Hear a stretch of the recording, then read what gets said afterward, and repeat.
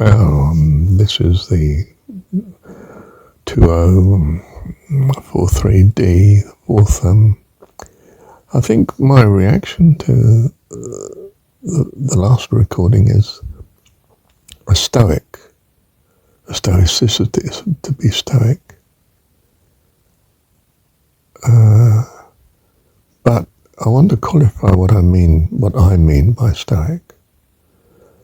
There's great emphasis in the definition of stoic that they're following the natural order. I'm saying more along the Christian line that the natural order is, it's a mix of good and bad, and it's quite hard to know what is in harmony with the natural order, and in some sense there is no harmony, because the natural order is not actually an order. There's good and there's bad influences in the world, and they clash with each other, and all sorts of chaos results, and misunderstandings and so on. But I am saying that the consequence of my sort of Stoicism is rather similar to the Stoics, which is that we actually withdraw from much of the community. We're sent by Jesus to tell them that God is our dad, that in some sense the natural order is anything but what we find in the chaos here. We learn from the chaos that we want to trust in a better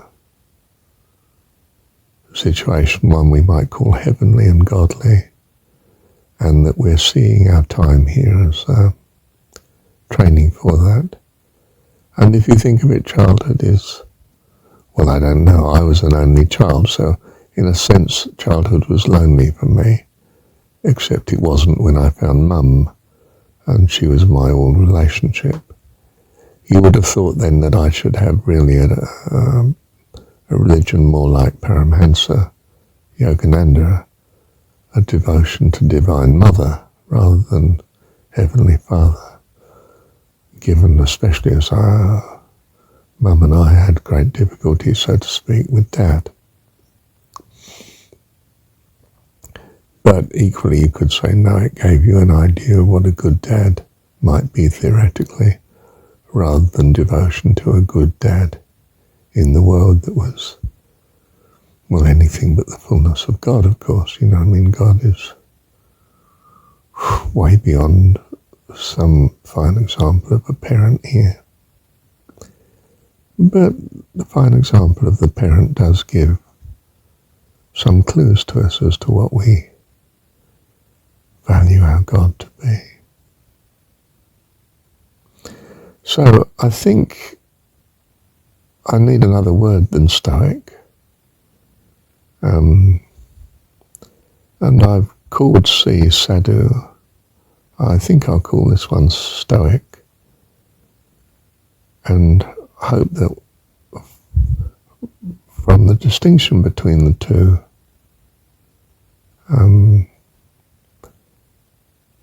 I'll give a new sense as to what I mean as a consequence of my philosophy, if you like, my theorizing, the who I am behind the recordings. I've been extremely sociable. I'm an extrovert by character.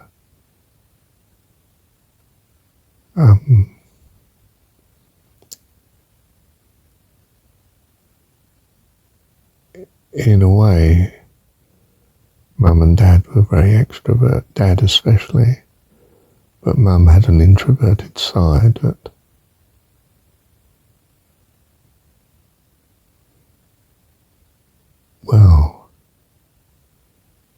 was suicidal as well. That's the trouble. So I associate being too introverted with a certain danger.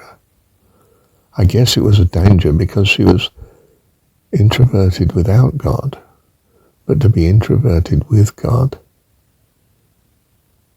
is to be devoted to someone other than one's child, in Mum's case. but to be devoted to an eternal view of a heavenly dad who loves all his creation somehow puts the introversion onto a right footing of open to all and concern for all life. A curious sort of paradox.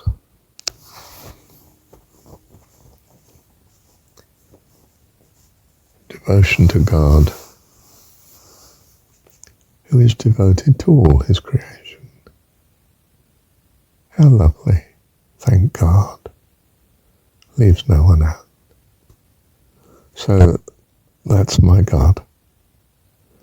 That's my view of, and I feel this is a Jesus type story view, that God is our heavenly dad, loves us, and that this turns out to be everything to fullness of life and life eternal. Am I a stoic or am I a sadhu? A child of God.